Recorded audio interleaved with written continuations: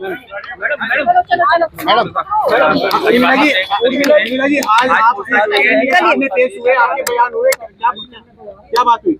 देखिए, जितनी भी समस्त जो भी पूछताछ हुई, जो SIT ने जो भी मेरे से क्वेश्चन पूछे हैं, मैंने पूरे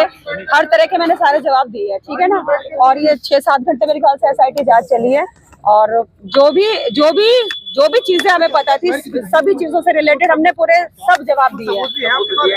जो सब चीजें हैं। और हाँ, सब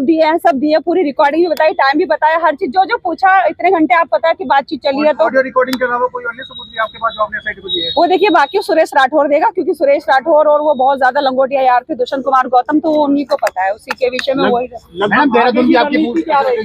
पूछताछ हुई है, यहाँ भी हुई है पूछताछ जी। अंकिता भंडारी मामले में आगे की क्या रणनीति रहेगी? देखिए, अभी तो जितने भी सारे ऑफिसर्स थे, सबने बहुत यही बोला है कि मतलब निष्पक्ष जांच करेंगे, और कम से कम 4-5 कैमरे लगे हुए थे, तो उसमें कोई गलत तो नहीं बोल सकता, उसमें झुटला भी नहीं सकता, क्योंकि सारे कैमरे जितने भी चल रहे थे, हमारे ऊपर 4-5 कैमरे थे, तो वो झूठ नहीं बोल सकते। सिर्फ एक डिवाइस है, जो मोबाइल है, वो डिवाइस हमें मेरे ख्याल से कल हम कोर्ट में जमा करा देंगे। अंकिता को इंसाफ दिलाने की इस लड़ाई में अंकिता कब फिर रहेंगी क्या?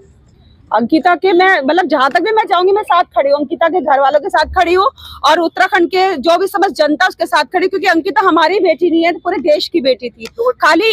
जी 2 दिन से सोशल मीडिया पर आपके तेवर थोड़े से बदल गए थे, तो लोग बड़े कमेंट कर रहे हैं। देखिए लोग, हाँ मैं बताती हूँ, मुझे बहुत गुस्सा आ रहा था, क्योंकि कल हमें पता कि किस तरह से हमने, कल भी हम कई घंटे SIT जांच में रहे, और हमें बहुत ज्यादा बुखार था, वॉमिटिंग्स लग रही थी, लेकिन लोग हमारे बारे में कह रहे हैं कि बिक गई है, किसी सत्ता के हाथों बिक गई है। अगर हमें बिकना होता तो आप बताइए ना। हमने वो भी बताया कि किस तरह से हमारे ऊपर हत्याओं के षड्यंत्र हुए। जैसे हम सबसे पहला लाइव गए थे, उसके बाद भी हमारे घर पुलिस की गाड़ियां भर के गई है, रात को 1:30 बजे, फिर उससे अगले दिन भी गई है, और किस तरह से हम बचते बचाते हम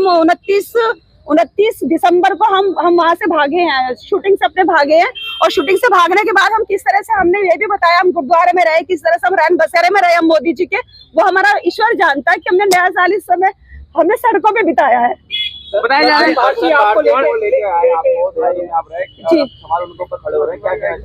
देखिए, दर्शन भारती जी ने क्या स्टेटमेंट दिया वो मुझे नहीं पता है, क्योंकि मैं कल सारा दिन SIT जांच में थी। जैसे आज आपको मैं सभी पत्रकार बंधुओं का मैं धन्यवाद अदा करना चाहती हूँ, क्योंकि आप अंकिता भंडारी की ये जो आवाज उठा रहे हैं ना, खाली उसी की आवाज नहीं उठा रहे आप, मतलब मेरे ख्याल से पूरे देश की बेटी की आवाज उठा रहे हैं। अगर इसी तरह से आवाज उठाएंगे तो कभी इस तरह से किसी का बयान बदलने वाले तो नहीं है, जो आपका तेवर था वही जो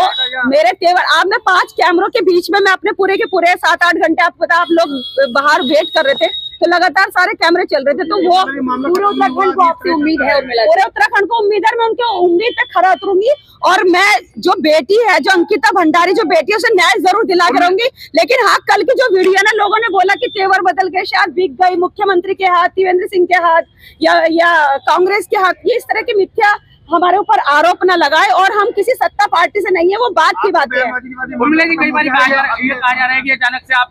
गायब थी, एकदम से अचानक से आ गई है सामने, इसमें भी सवाल उठाए। देखिए, बेकार की बात है, हमारे पास इतने सारे सबूत है, तो उन सबूतों को छुपा के रखना भी बहुत जरूरी था, आप समझ सकते हैं ना। बस